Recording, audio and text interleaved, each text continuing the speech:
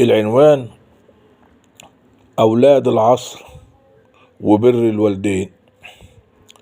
جه الأيام دي ليه جاحدين، ليه ناكرين، ايه عايزين كل الكون بنقتهم سوا برمود أو محمول، ولا سائلين في اللي معاهم، ولا سائلين في اللي معاهم.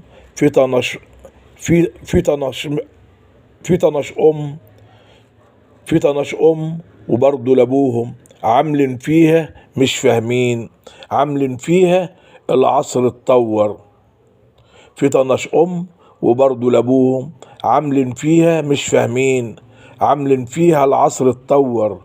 انسوا زمان، اياك تخلط بين زمنين، عادي معاك زي صاحبهم لو قاعدين لعب في لعب.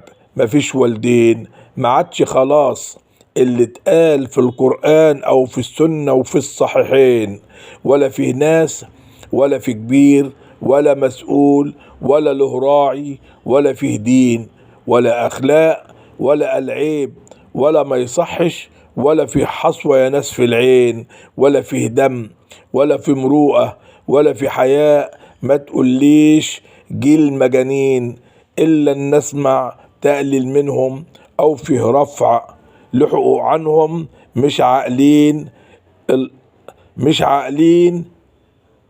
لا والله كل تفاهم. مش عاقلين، لا والله كل تفاهم، كل تعاقل، كل تعارف. بس انا شايف مش حلوين، ولا فيه طعم، ولا فيه ريحة. واما يكون فيه له حاجة مش في يومين، ولا ساعتين، ولا دقيقتين، ولا في ثواني.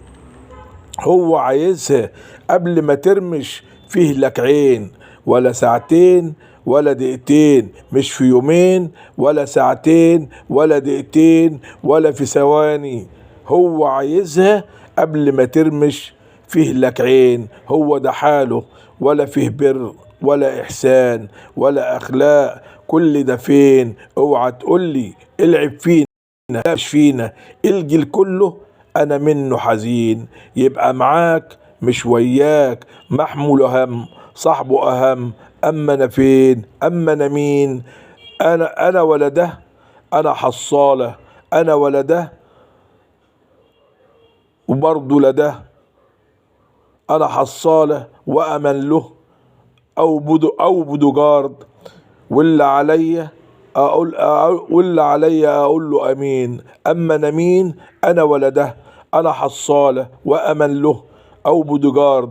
واللي عليا اقول له امين. وان كان عاجب ولا لاقيين، ابن زمان اب اليوم مش معنيين، ولا مهمين الا في عوزة او في ضرورة، ولا مهمين الا في عوزة او في ضرورة او في مناسبة. معاك عايشين وبطريقتهم، كن على كيفهم، اياك تخالفهم.